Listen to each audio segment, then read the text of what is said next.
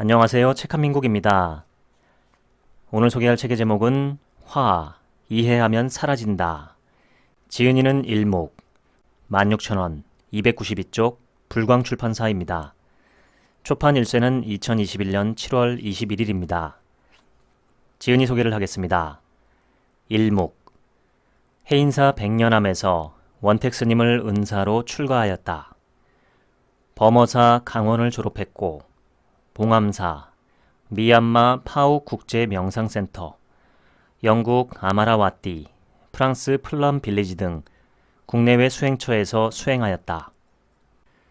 2009년 서울에 초기 불교 가르침을 전하는 제따와나 선원을 개원하였고 2018년 강원도 춘천으로 수행 도량을 이전하였다.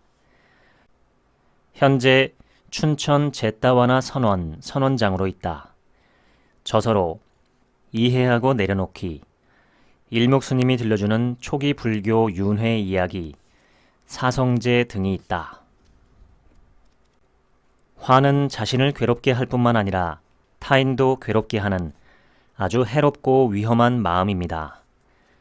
화를 내면 먼저 자신이 고통스럽습니다. 현대의학에서는 화의 일종인 스트레스를 수많은 질병의 발병 원인으로 지목하고 있습니다.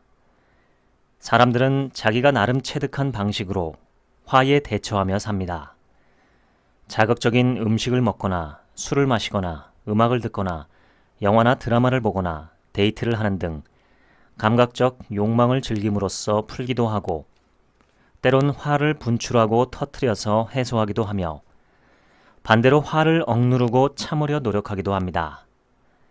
그러나 화를 욕망으로 풀다 보면 욕망이 점점 커지면서 그 반작용으로 불만족도 커지게 됩니다.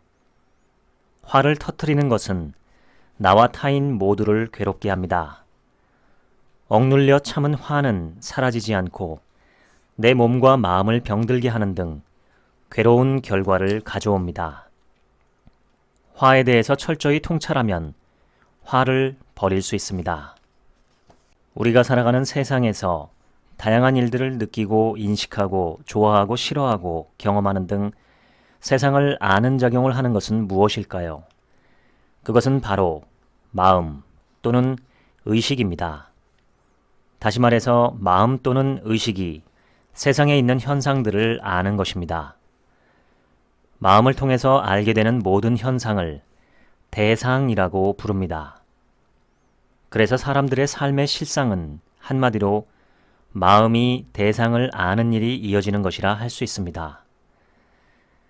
대상은 마음이 눈, 귀, 코, 혀, 몸, 마음 6가지 감각 기능 중에 어떤 것을 통해서 아느냐에 따라 형상, 소리, 냄새, 맛, 촉감, 법의 6가지로 나눌 수 있습니다.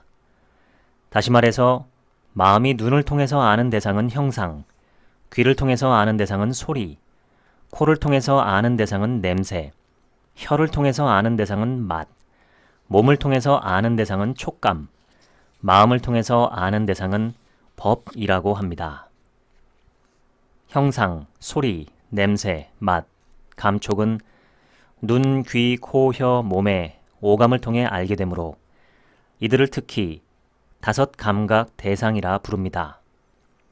또 법과 마음이 접촉할 때 법을 아는 마음이 일어나는데 이것은 오감을 의지하지 않고 마음을 통해 바로 한다는 의미에서 마음의식이라 부릅니다.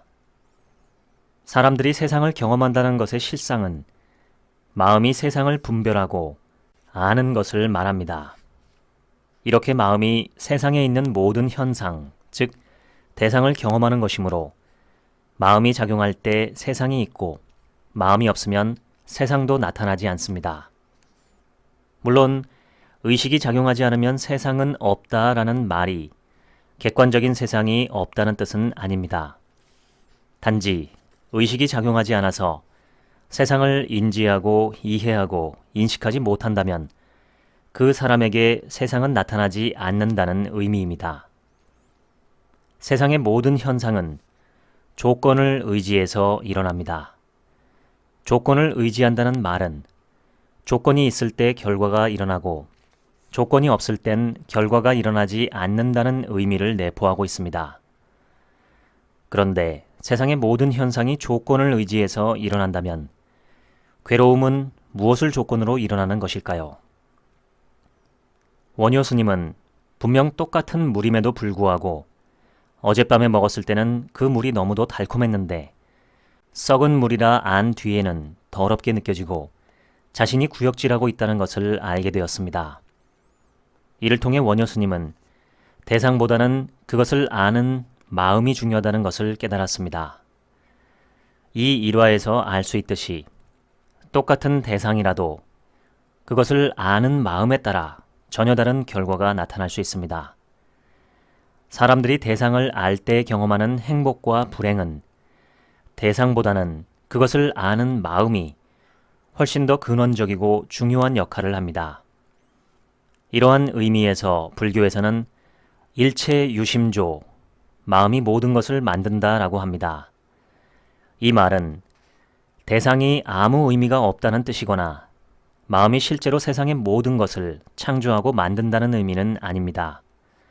대상보다는 그것을 아는 마음이 사람들이 경험하는 행복과 불행에 훨씬 더 중요하다는 의미로 이해하는 것이 바람직합니다. 만약 대상 그 자체에 괴로움이나 행복의 속성이 내재해 있다면 괴로움의 속성이 있는 대상과 접촉할 때는 오직 괴로운 마음만 일어나고 행복의 속성이 있는 대상과 접촉할 때는 오직 행복한 마음만 일어날 것입니다. 하지만 실제 똑같은 대상을 만나더라도 괴로운 마음이 일어날 수도 있고 행복한 마음이 일어날 수도 있습니다. 대상 그 자체에 괴로움이나 행복의 속성이 내재해 있는 것이 아니라 그 대상을 아는 마음에 따라 괴로움이 일어나기도 하고 행복이 일어나기도 하는 것입니다. 그래서 대상보다는 마음이 더 중요하며 괴로움과 행복은 마음이 만든다고 말하는 것입니다. 사람들이 경험하는 괴로움과 행복은 마음이 만드므로 어떤 마음이 괴로움의 원인이 되는 해로운 마음이고 어떤 마음이 행복의 원인이 되는 유익한 마음인지를 구분하여 통찰하는 것이 매우 중요합니다. 해로운 마음이란 괴로움을 소멸하는 데 방해가 되는 괴로움이 일어나게 하는 마음이라는 뜻입니다. 이런 해로운 마음의 뿌리가 되는 것은 탐욕, 성냄, 어리석음, 세 가지입니다. 탐욕은 한마디로 대상에 집착하는 특성이 있는 정신 현상을 말합니다. 뜨겁게 달아오른 냄비 위에 고깃덩어리 하나를 던져 놓으면 고깃덩어리가 순식간에 냄비에 달라붙는 것처럼 말이죠. 탐욕은 원하는 대상에서 떨어지지 않고 포기하지 않으려는 형태로 나타납니다. 욕망을 실현하지 못했을 때는 말할 것도 없이 정신적 고통이 생깁니다. 설사 자신이 원하는 것을 성취했더라도 그것은 일시적일 뿐 결국 사라질 수밖에 없습니다. 그러면 사람들은 낙담하고 실망하여 많은 정신적 고통을 겪게 됩니다. 성냄은 대상을 싫어하는 특성이 있는 정신현상으로 적의, 악의, 우울, 분노, 짜증, 절망, 허무, 공포, 슬픔, 스트레스, 질투, 인색, 후회 등의 다양한 형태로 나타납니다. 성냄은 대상을 싫어하는 마음이므로 성냄이 일어난 사람은 대상을 향해 거칠고 잔인하고 포악한 행위를 저지를 수 있습니다. 그래서 성냄은 사람들을 향상하게 하는 것이 아니라 현재보다 더 나쁜 상태로 타락하게 만듭니다. 한편 사람들은 성냄이 일어날 때의 정신적 고통에서 벗어나기 위해 욕망을 충족함으로써 생기는 행복을 추구합니다. 예를 들면 스트레스로 화가 날 때 자극적인 음식을 먹거나 게임이나 음악을 통해 스트레스를 풀고자 애씁니다. 다시 말해 성냄을 조건으로 탐욕이 일어납니다. 이처럼 탐욕과 성냄은 서로에게 원인이 되고 서로를 의지합니다. 그래서 탐욕과 성냄은 형제지간에 비유할 수 있습니다. 어리석음은 진리를 모르는 특성이 있는 정신 현상을 말합니다. 세상에 있는 모든 현상은 물질이나 정신일 뿐이며 그것들은 조건에 의해 생겨났으므로 소멸하기 마련입니다. 그러니 세상의 모든 현상은 무상합니다. 무상한 것은 불확실하고 불완전하고 불만족스러움으로 괴로움의 속성이 있습니다. 무상하고 괴로움인 것은 내 마음대로 제어하거나 통제할 수 없습니다. 사람들은 자신이 원하는 현상들이 영원하고 행복이고 내 것이기를 바라며 집착합니다. 하지만 세상의 모든 현상은 조건에 의해 발생하므로 조건이 사라지면 소멸하기 마련입니다. 그러면 사람들은 자신이 집착하던 현상들이 사라졌다고 싫어하면서 슬픔, 비탄, 탄식, 절망, 정신적 고통을 경험하게 됩니다. 이를 통해 알 수 있듯이 사라지기 마련인 현상에 대하여 영원하고 행복이고 내 것이라고 잘못 아는 어리석음을 조건으로 현상에 집착하는 탐욕이 발생하고 이런 탐욕을 조건으로 성냄이 일어나서 수많은 괴로움을 경험하게 됩니다. 존재들이 괴로움을 소멸하기 위해서는 탐욕, 성냄, 어리석음을 완전히 제거해야 합니다. 유익한 마음은 해로운 마음과는 정반대로 괴로움의 소멸에 이익이 되고 도와주는 마음입니다. 탐욕 없음은 대상에 집착하지 않는 특성이 있는 마음을 뜻합니다. 탐욕 없음은 대상에 집착하지 않는 마음이므로 대상을 거머쥐지 않고 포기하고 놓아버립니다. 성냄 없음은 대상을 싫어하지 않는 특성이 있는 마음을 뜻합니다. 성냄 없음은 대상을 싫어하지 않는 마음이므로 대상에 대하여 친절하고 부드럽고 자애롭게 대합니다. 어리석음 없음 또는 지혜는 대상에 대한 피상적인 이해에 머물지 않고 한 걸음 더 나아가 대상의 실상을 꿰뚫어 보는 마음입니다. 세상의 모든 현상은 조건을 의지하여 생긴 형성된 법이어서 소멸하기 마련이므로 무상하고 무상한 것은 집착할 만한 가치가 없음을 통찰함으로써 세상에 대한 집착을 버리고 괴로움을 소멸할 수 있는 것입니다. 일반적으로 자신이 원하는 대상을 얻거나 자신이 원하는 대로 대상을 바꿈으로써 행복을 얻으려고 노력합니다. 하지만 이렇게 대상을 통해서 완전한 행복을 실현할 수 있을까요? 그것은 불가능합니다. 왜냐하면 세상은 수많은 존재가 가진 욕망과 수많은 외부 조건들이 복잡하게 얽혀 있으므로 항상 내가 원하는 대상을 얻거나 내가 원하는 대로 대상을 변화시키는 것은 불가능하기 때문입니다.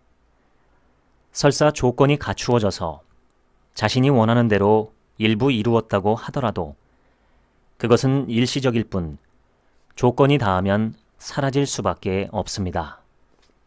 설사 조건이 갖추어져서 자신이 원하는 대로 일부 이루었다고 하더라도 그것은 일시적일 뿐 조건이 닿으면 사라질 수밖에 없습니다. 많은 권력자들이 세상을 자신이 원하는 대로 바꾸고 지배하려고 노력했습니다. 하지만 세상은 수많은 존재의 욕망과 복잡한 외부 조건들이 서로 부딪히는 곳이므로 세상을 자기 마음대로 구성하고 바꾸려는 시도는 일부 성공할 수 있을지 몰라도 전적으로 성공할 수는 없습니다. 그렇다면 대상이 아닌 마음을 바꿈으로써 완전한 행복을 실현하는 것은 가능한 일일까요? 그것은 가능합니다. 유익한 마음을 개발하고 해로운 마음을 버리는 것은 가능할까요? 가능합니다.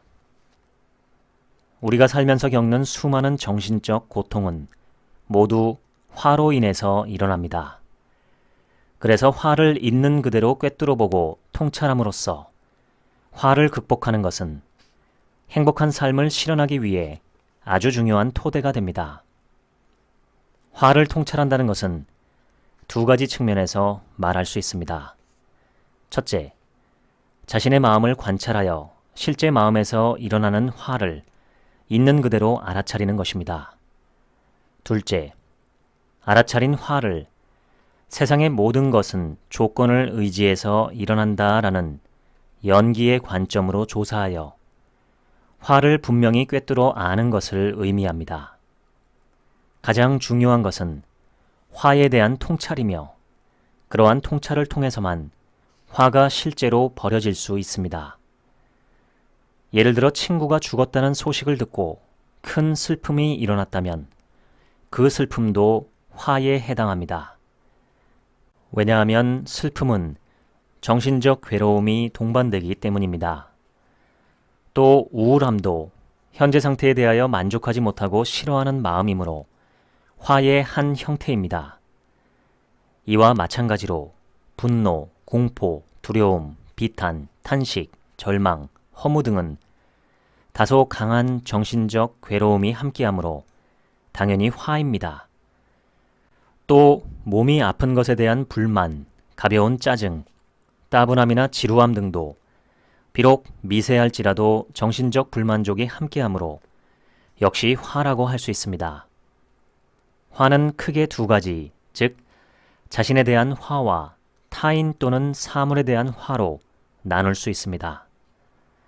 현대인들에게는 다른 사람에 대한 화뿐만 아니라 자신에 대한 화도 굉장히 많이 나타납니다. 자신에 대한 화가 많은 사람은 자신을 학대하고 싫어하기 때문에 자신감이 없고 자존감도 상당히 약합니다. 더구나 자기 스스로 자신을 비하하므로 다른 사람에게도 존중받지 못하는 경우가 많습니다. 화를 명확하게 이해하기 위해서는 육체적 고통과 정신적 고통의 차이를 알아야 합니다. 육체적 고통은 몸 의식을 통해서 경험하는 괴로운 느낌을 말합니다. 단지 통증을 감지할 뿐 그것을 싫어하는 정신현상으로 이어지지는 않으므로 육체적인 고통은 화로 보지 않습니다. 이에 반해 정신적 고통은 마음 의식을 통해서 일어나는 괴로운 느낌을 말합니다. 다시 말해서 몸 의식을 통해 통증을 감지하고 난 후에 그것을 분별하는 마음 의식이 이어집니다. 마음 의식을 통해 통증을 분별하면서 통증을 싫어하는 화가 일어나게 되고 이때 경험하는 괴로운 느낌이 정신적 고통입니다. 이처럼 정신적 고통은 항상 화와 함께 일어나지만 육체적 고통은 화와 무관하게 일어날 수 있습니다. 화살경이라는 불교 경전에 보면 처음 육체적 고통이 일어나는 것을 첫 번째 화살로 비유하고 육체적 고통으로 인한 정신적 고통과 함께 화가 계속 일어나는 것을 두 번째, 세 번째 등의 화살에 비유합니다. 육체적 고통을 육체적 고통만으로 받아들이면 크게 문제되지 않지만 보통 그것에 대해 화로서 반응합니다.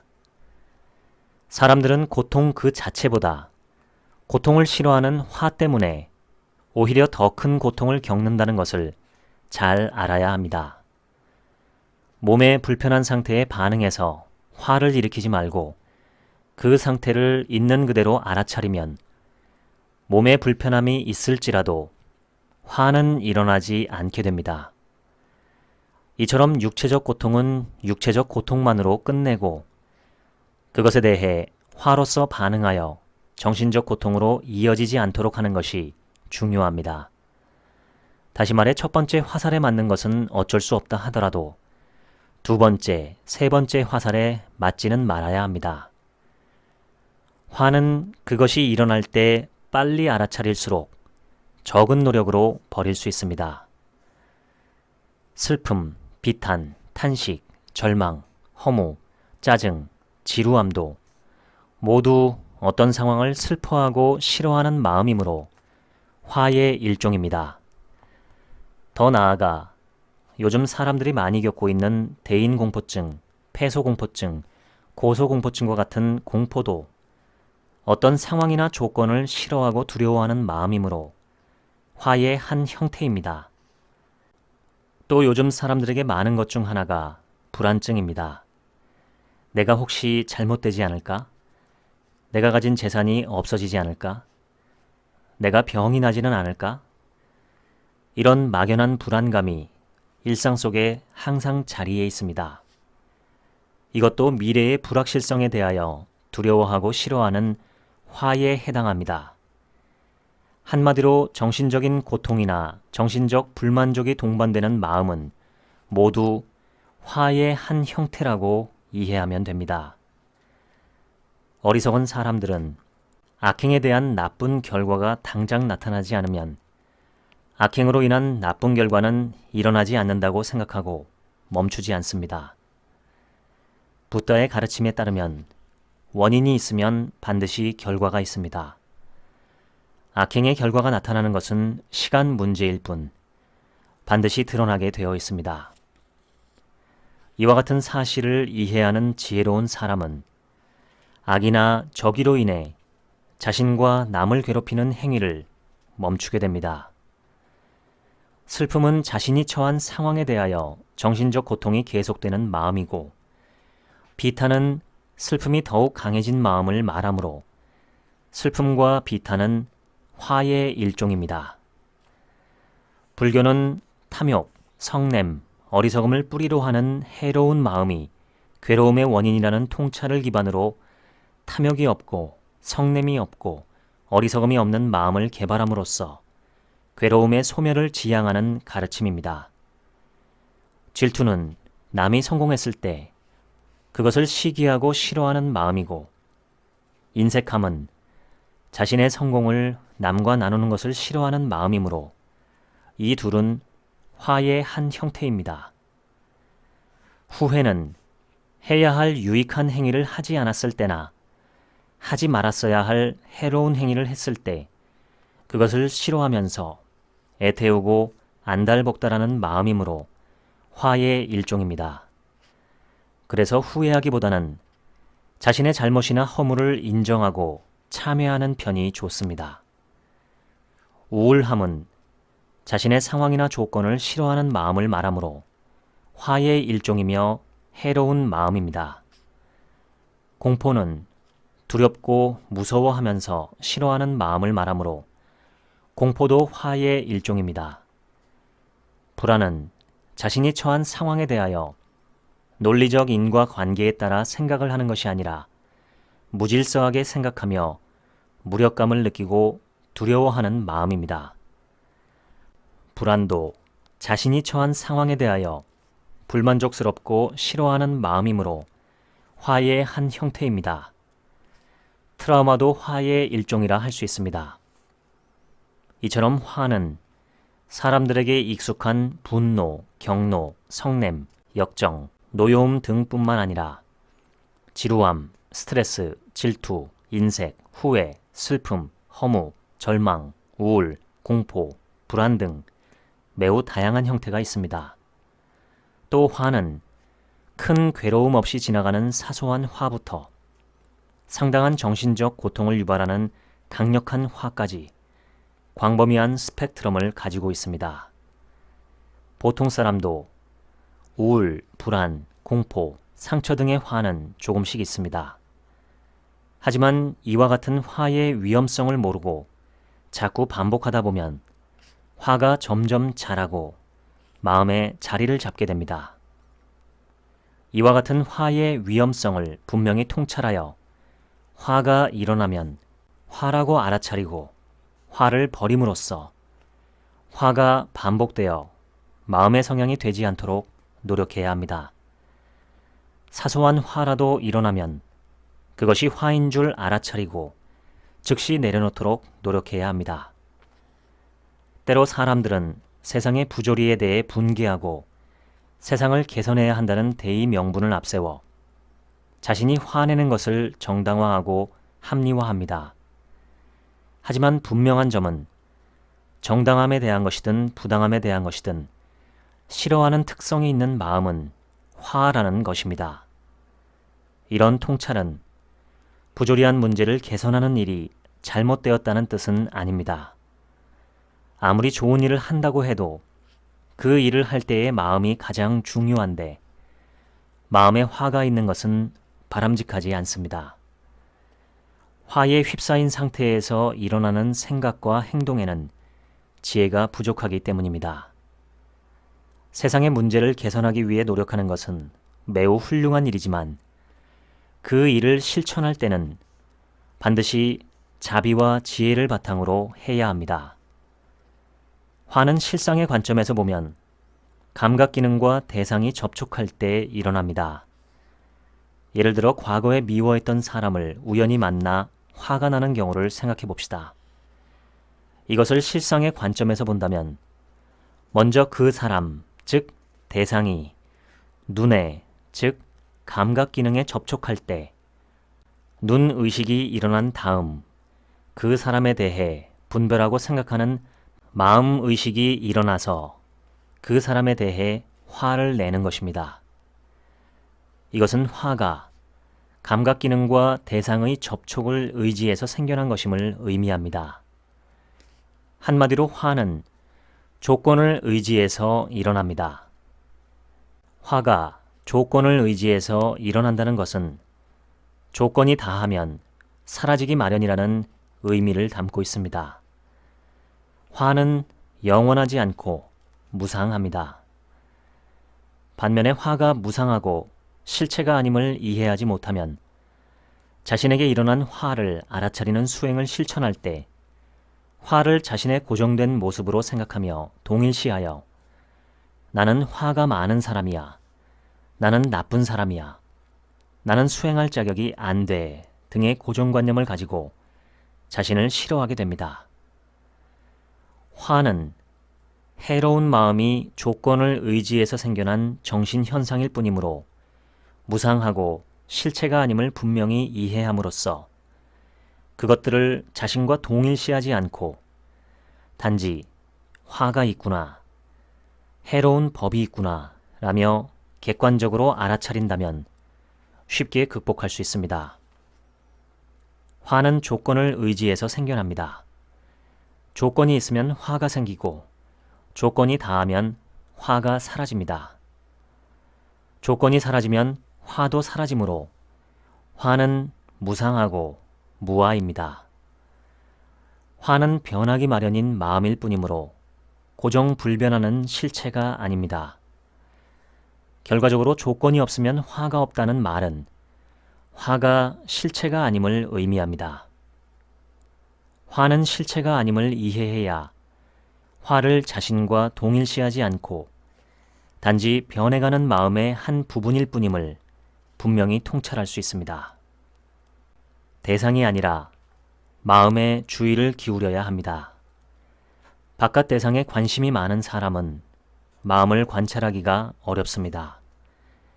하지만 대상보다는 자신의 마음에 더 큰 관심과 주의를 기울여야 자신에게 어떤 마음이 일어나는지 알아차릴 수 있습니다.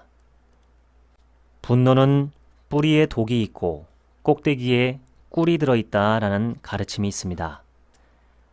화를 내는 것은 일시적으로 달콤하고 통쾌할지 몰라도 그 뒤에 나타나는 정신적 고통, 상황의 악화, 상대의 복수, 물질적 피해 등의 수많은 후폭풍이 뒤따릅니다.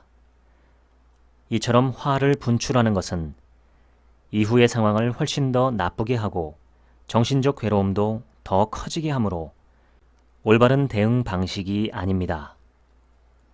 그렇다면 화는 어떻게 버릴 수 있을까요? 화는 화에 관하여 분명히 통찰할 때만 버려집니다. 다시 말해서 화가 삶의 어떤 형태로 나타나는지, 화의 특성은 무엇인지, 화의 원인은 무엇인지, 화가 버려지면 어떤 마음이 되는지, 화가 얼마나 위험하고 해로운지, 화가 없는 마음이 얼마나 유익한지, 화를 버리는 방법은 무엇인지 등에 관하여 명확히 통찰해야 합니다. 이와 같은 통찰이 생기면 화의 해로움과 화가 없는 마음의 이익을 꿰뚫어 알게 되고 화를 어떻게 버리고 어떻게 예방하는지도 명확히 꿰뚫어 알게 되어 화를 버릴 수 있게 됩니다. 탐욕은 만족할 줄 모르고 끊임없는 갈증을 불러일으키므로 화의 씨앗이 됩니다. 따라서 감각적 욕망을 충족하여 괴로움에서 벗어나려고 하는 일은 또 다른 화가 일어나는 조건이 될 뿐 화를 버리는 방법이 될 수 없습니다. 화를 진정으로 버리려면 화가 일어나게 하는 원인인 탐욕을 버려야 합니다. 늙지 않고 병들지 않고 죽지 않기를 바라고 집착해도 늙어가고 병에 시달리다가 결국 죽기 마련입니다. 이처럼 세상의 모든 일은 불확실하고 내 마음대로 통제할 수 없습니다. 그러므로 사람들의 삶이 불확실한 것은 당연하고 자연스러운 일입니다. 이러함에도 자신의 미래가 확실하기를 집착함으로 정신적 괴로움이 일어나고 불안해지는 것입니다. 집착이 강할수록 불안도 훨씬 커집니다. 하지만 세상의 모든 현상은 조건을 의지해서 일어났다가 사라질 뿐이므로 무상하고 불확실하고 내 마음대로 통제할 수 없음을 분명히 통찰한다면 확실한 미래에 대해 집착하는 탐욕을 버릴 수 있습니다. 이렇게 자신의 미래가 확실하기를 집착하는 탐욕이 버려지면 불안도 버려지게 됩니다. 다시 말해 탐욕을 조건으로 화가 일어나므로 탐욕이 버려지면 화도 저절로 버려지는 것입니다. 많은 사람들은 화가 날 때 대상을 탓합니다. 남편 때문에, 직장 상사 때문에, 세상의 부조리 때문에 화가 난다고 생각합니다. 물론 대상도 화가 일어나게 하는 원인인 것은 맞지만 똑같은 대상이 있어도 화를 내는 사람이 있고 화를 내지 않는 사람이 있습니다. 이러한 점을 보면 전적으로 대상 때문에 화가 일어난다고 할 수는 없습니다. 그럼에도 대상만을 탓하는 것은 어리석기 때문입니다. 사람들은 누군가가 잘못을 했을 때 그 사람에게 화를 내면서 잘못을 지적해야 자신을 우습게 보지 않고 자기 말을 잘 듣는다고 생각합니다. 하지만 실제로 화를 내면서 말을 하면 상대는 오히려 거부감과 반발심을 가지게 되어 충고나 조언을 잘 받아들이지 않습니다. 반면 화를 버린 후에 자애와 연민 등의 따뜻한 마음을 가지고 지혜롭게 잘못을 지적하면 그 사람은 오히려 신뢰감을 느끼고 충고나 조언에 더 귀 기울이게 됩니다. 더욱이 사람들은 화를 내면서 자신이 생각하는 것을 강요하는 사람을 겉으로는 두려워할지 몰라도 속으로는 싫어하고 멀리하려 합니다. 밖으로 화를 내는 경우는 쉽게 화라고 이해하지만 자기 자신에게 화를 내는 것은 화라고 이해하지 못하는 경우가 많습니다. 그러다 보니 자신에 대한 불만이나 화가 누적된 사람들이 많습니다. 실제 사람들을 만나서 대화를 해보면 의외로 자존감보다 자기 자신에 대한 불만을 가진 경우가 더 많습니다. 자신에 대한 화를 버리는 데는 존재의 불완전함을 이해하는 통찰이 아주 중요합니다. 사람들은 자기 자신이 완벽하기를 바라고 그렇지 못할 때 부족한 것이 많다고 불만을 가집니다. 지혜로운 사람은 자신의 모습을 취사 선택하지 않고 있는 그대로 받아들일 수 있습니다. 자신의 업적, 재산, 능력, 그리고 주변 환경이 좋다고 해서 그것에 집착하고 좋아하며 자신이 우월하다고 여기는 자만에 빠지지 않습니다. 반대로 자신의 허물이나 잘못, 가난, 부족한 능력, 그리고 자신의 주변 환경이 나쁘다고 해서 그것에 대해 불만을 느끼고 싫어하며 자신이 열등하고 못났다고 자학하지 않습니다. 지나간 삶에 비록 잘못이 있었다 하더라도 그것에 대해 계속 후회하고 자신에게 화를 내며 자학하거나 괴롭히지 말아야 합니다. 대신 그것을 진심으로 참회하고 유익한 행위를 많이 실천하는 것이 바람직합니다. 불교의 가르침의 핵심은 연기이고 연기는 세상의 모든 일은 조건을 의지해서 일어난다라는 가르침입니다. 이에 따르면 자신이 지은 업의 결과는 반드시 일어납니다. 수행은 한마디로 해로운 마음을 버림으로써 괴로움을 소멸하는 일입니다.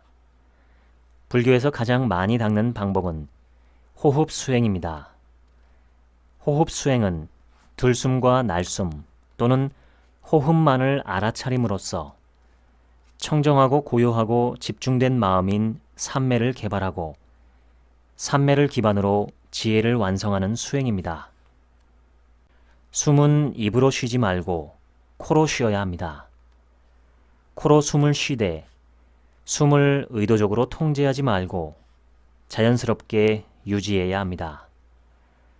들어오는 숨과 나가는 숨을 단지 알아차리기만 하면 됩니다. 많은 수행 단체에서 복식호흡이나 단전호흡 등을 가르칠 때 보통 들이쉬는 숨은 짧게 하고 내쉬는 숨은 최대한 길게 하라고 가르칩니다. 그런데 이렇게 호흡을 통제하는 일은 호흡을 알아차리는 마음과 호흡을 통제하려고 하는 마음을 분산시켜 깊은 삼매를 닦는 일에 오히려 방해됩니다. 그것에 관심 두지 말고 단지 코로 들어오고 나가는 숨만 알아차리면 됩니다. 걷기 수행도 기본적으로는 좌선을 통해 닦는 호흡 수행과 방식은 같습니다. 단지 걷기 수행에선 알아차림의 대상이 호흡 또는 들숨과 날숨 대신에 발의 움직임이나 발의 감촉으로 전환되는 것만 다릅니다. 간략히 설명하면 걷기 수행을 하기 전에 먼저 세상의 모든 것에 대한 관심을 내려놓고 발의 움직임이나 감촉에 마음이 하나가 되겠다고 결심합니다.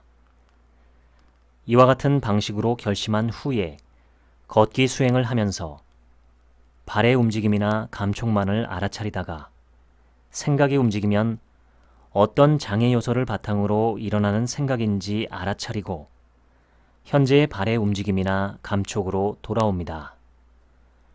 이같이 노력하다가 걷기 수행이 향상되어 생각이 움직이지 않고 마음이 발의 움직임이나 감촉에 잘 집중되어 있으면 다른 무엇인가를 하려고 애쓰지 말고 그 상태를 잘 유지하려고 노력하면 됩니다. 걷기 수행을 좀 더 확장하면 일상 수행이 됩니다. 일상 수행은 알아차림의 주된 대상을 호흡이나 발걸음 대신 일상에서 현재 일어나는 가장 뚜렷한 몸의 행위로 전환하면 됩니다. 밥을 먹을 때는 잡다한 생각 없이 밥만 먹으려고 노력하고 일할 때는 잡다한 생각 없이 일만 하려고 노력하고 들을 때는 잡다한 생각 없이 듣기만 하려고 노력하고 말을 할 때는 잡다한 생각 없이 말만 하려고 노력하면 됩니다. 이렇게 수행하다가 생각이 움직이면 어떤 장애를 기반으로 일어난 생각인지 알아차리고 내려놓은 후에 현재 가장 뚜렷한 몸의 행위로 돌아오면 됩니다. 좌선 수행, 걷기 수행, 일상 수행을 병행하며 잘 실천한다면 건강을 해치지 않고 균형을 잘 유지하며 수행할 수 있습니다. 세상을 객관적으로 보지 못하는 이유는 욕망과 화가 있기 때문입니다.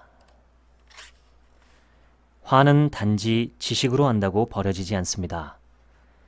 화를 버리는 방법을 배웠다면 그것을 자신에게 일어나는 화에 적용해서 화가 버려질 때까지 노력해야 합니다.